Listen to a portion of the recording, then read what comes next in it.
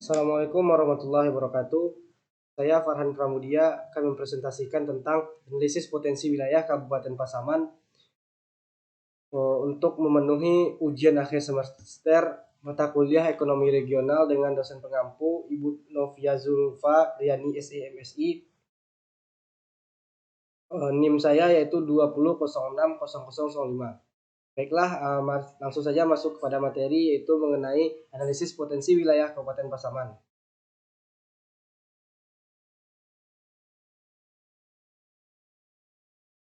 Sebelum kita memahami tentang potensi wilayah, maka kita perlu terlebih dahulu memahami ekonomi regional karena potensi wilayah juga berkaitan dengan regional atau wilayah tempat wilayah tersebut berada.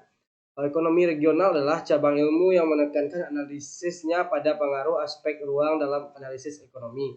Secara umum, ada 4 bentuk wilayah yang sering digunakan dalam kajian ekonomi regional. Pertama itu ada homogeneous region, nodal region, planning region, dan administrative region. Homogeneous region adalah wilayah-wilayah yang dikelompokkan karena adanya kesamaan kriteria tertentu. Misalnya adalah Sumatera dan Kalimantan yang memang dominan pada masyarakatnya dengan suku Melayu. Yang kedua ada nodal region. Nodal region adalah wilayah-wilayah yang menjelaskan tentang adanya keterkaitan atau ketergantungan antara daerah pusat dengan daerah-daerah sekitarnya. Contoh dari nodal region ini seperti Jabodetabek, Jakarta sebagai pusatnya lalu memiliki keterkaitan dengan beberapa daerah di sekitarnya. Yang ketiga adalah planning region. Planning region ini itu berkaitan dengan koherensi atau kesatuan-kesatuan keputusan-keputusan ekonomi yang akan dibuat berdasarkan lokasi tersebut. Yang keempat adalah administrative region. Administrative region ini berkenaan dengan wilayah-wilayah yang ditentukan batasnya secara administratif atau politik. Berikutnya setelah kita memahami tentang konsep tadi tentang contoh-contoh analisis regional, sekarang itu masuk pada analisis teori lokasi. Pada aspek ekonomi regional yang menekankan pada ruang atau tempat di mana aktivitas ekonomi ini berlangsung, maka kita perlu menggunakan analisis teori lokasi agar kita bisa menentukan tempat yang paling optimal untuk melakukan suatu aktivitas ekonomi. Untuk itu ada beberapa teori lokasi industri yang bisa kita gunakan untuk menentukan di mana tempat tersebut dikatakan optimal untuk berproduksi. Yang pertama adalah teori lokalisasi industri, least cost theory. Teori ini dikemukakan oleh Weber yang bertujuan untuk menetapkan lokasi optimal agar biaya produksi rata-rata menjadi minimum. Yang kedua ada teori market area. Teori market area ini bertujuan untuk mencari lokasi optimal agar dapat menguasai pasar. Yang ketiga ada yang namanya itu analisa lokalisasi pertanian atau analisis atau teori lokasi von Thunen. Dasar dari pemikiran teori von Thunen ini adalah bagaimana memilih lokasi yang optimal untuk kegiatan pertanian. Dalam analisanya ini dia menggunakan variabel sewa dan ongkos sebagai bahan analisis. Oke, setelah kita mampu menentukan lokasi yang baik, maka kita juga memerlukan adanya analisa tentang potensi wilayah.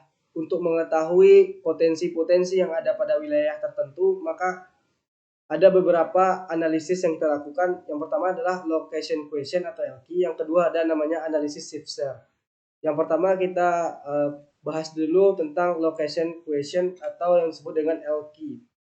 LQ ini adalah perbandingan tentang besarnya peranan suatu sektor di suatu daerah terhadap besarnya peranan sektor tersebut secara nasional atau wilayah di atasnya. Kalau kita berbicara kabupaten, maka akan dibandingkan dengan sektor yang ada di provinsi. Inilah rumus dari LQ, yaitu dengan melihat nilai tambah yang dibandingkan dengan PDRB di kabupaten, lalu kita bandingkan dengan nilai tambah sektor tersebut dengan PDRB yang di atasnya, yaitu PDRB Sumatera Barat. Ini adalah contoh penghitungan LQ Kabupaten Pasaman, di mana menggunakan data PDRB tahun 2020-2021 dengan 17 sektor sektor ekonomi itu setelah dilakukan perhitungan, maka dapat kita ketahui bahwa ada satu sektor yang menjadi basis di Kabupaten Pasaman, yaitu sektor pertanian, kehutanan, dan perikanan dengan LQ sebesar 2,144. LQ yang besar dari satu ini menunjukkan sektor tersebut adalah sektor basis di wilayah Kabupaten Pasaman. Sedangkan untuk 16 sektor lainnya itu hasil perhitungan LQ-nya kecil dari 0, artinya wilayah tersebut merupakan sektor non-basis. Berikutnya adalah analisis shift share. Analisis shift share. Dalam analisis shift share ini ada 3 analisis yang digunakan. Yang pertama itu adalah regional share atau juga disebut dengan provincial share. Regional share ini digunakan untuk mengetahui pertumbuhan atau pergeseran struktur perekonomian pada suatu daerah, kabupaten, atau kota dengan melihat nilai PDRB daerah. Pengamatan pada awal periode dipengaruhi oleh pergeseran pertumbuhan daerah yang lebih tinggi atau di provinsi. Ini adalah contoh hasil dari penghitungan regional share Kabupaten Pasaman, maka diperoleh hasilnya sebesar 322,1628068. Dengan hasil yang dapat kita simpulkan bahwa ada 3 sektor perekonomian di Kabupaten Pasaman yang mampu memberikan pengaruh cukup besar terhadap pertumbuhan ekonomi yang ada di Provinsi Sumatera Barat. Yang pertama itu ada sektor pertanian, kehutanan, perikanan sebesar 18,64%. Yang kedua ada sektor perdagangan besar, eceran dan reparasi mobil dan sepeda motor sebesar 17,26%. Dan yang ketiga ada sektor administrasi pemerintahan, pertahanan, dan jaminan sosial sebesar 15,40%. Sementara untuk 14 sektor lainnya hanya memberikan pengaruh yang cukup minim, yaitu di bawah 10%. Ya, analisis shift share yang kedua adalah proportional shift. Proportional shift ini digunakan untuk melihat pertumbuhan nilai tambah bruto pada sektor I di daerah tersebut yang dibandingkan dengan total sektor tersebut di tingkat provinsi.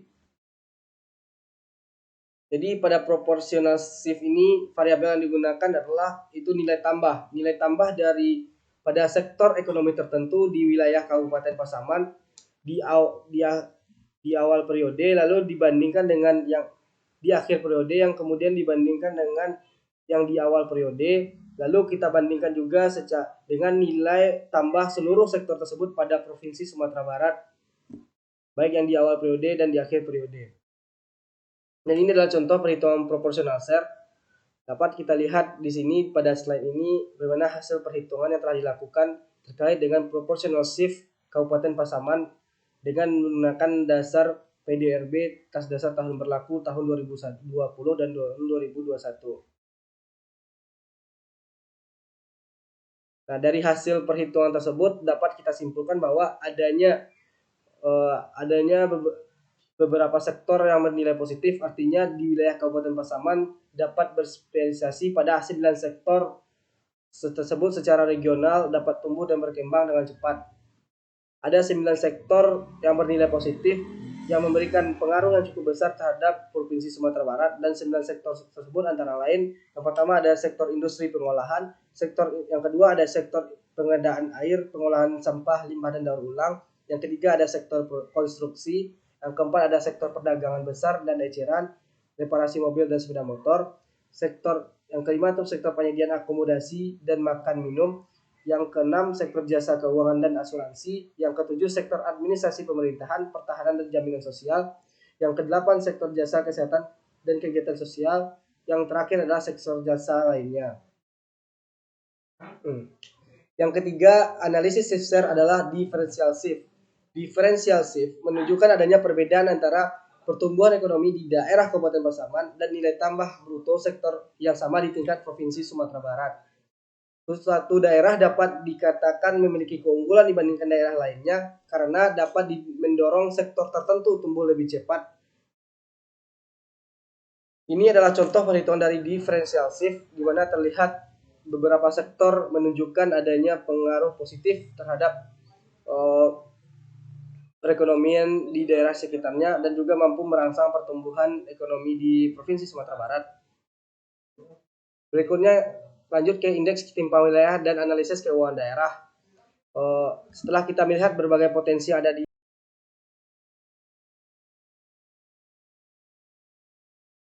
Berikutnya adalah untuk melihat indeks ketimpangan wilayah dan analisis keuangan daerah.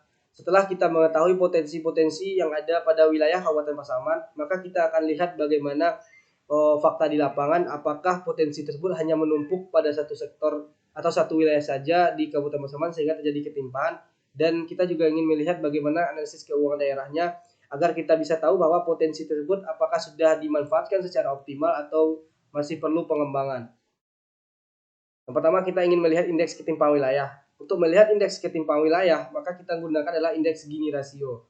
Untuk melihat ketimpangan antar wilayah ini, maka kita akan menggunakan Gini rasio kabupaten atau kota di Sumatera Barat. Koefisien Gini Kabupaten Pasaman 3 tahun terakhir yaitu sebesar 0,3, 0,310, dan pada tahun 2021 yang terbaru adalah 0,248. Dari 3 tahun terakhir ini, nilai dari koefisien Gini rasionya masih kecil dari 0,4, berarti ini menunjukkan nilai tersebut masih bernilai ketimpangannya masih bisa dikatakan rendah, karena apabila kecil dari 0,4 berarti kok ketimpangan bersifat rendah. Jika lebih dari 0,4 dalam rentang 0,5 itu dikatakan menengah, dan jika di atas 0,5 hingga 1% itu dikatakan ketimpangan yang tinggi. Berikutnya lanjut pada analisis keuangan daerah Kabupaten Pasaman. Untuk melihat analisis keuangan daerah ini, kita bisa berpedoman pada anggaran pendapatan dan belanja daerah Kabupaten Pasaman tahun anggaran 2021 yang tertuang dalam Peraturan Daerah Kabupaten Pasaman nomor 5 tahun 2020. Dari sini bisa kita lihat bagaimana dari sisi penerimaan dan pembiayaan terlihat bahwa anggaran yang digunakan pada tahun 2021 ini bersifat defisit sebesar 79 miliar 189. Di sini terlihat menggunakan pembiayaan defisit di mana pendapatan penerimaan lebih kecil daripada pembiayaan. Dan untuk menutupi pembiayaan ini itu menggunakan transfer ke daerah. Dari sisi pendapatan pun kita bisa lihat bahwa pendapatan terbesar dari Kabupaten Pasaman masih bergantung pada transfer daerah dan transfer pusat. Yang terbesar adalah dari pendapatan transfer dari pemerintah pusat sebesar 841,56 miliar. Ini menunjukkan bahwa pendapatan asli daerahnya belum begitu maksimal, potensi yang ada belum bisa dimanfaatkan dengan baik di daerah Kabupaten Pasaman, sehingga perlu adanya pengembangan lokasi dan juga pengembangan potensi wilayah dengan baik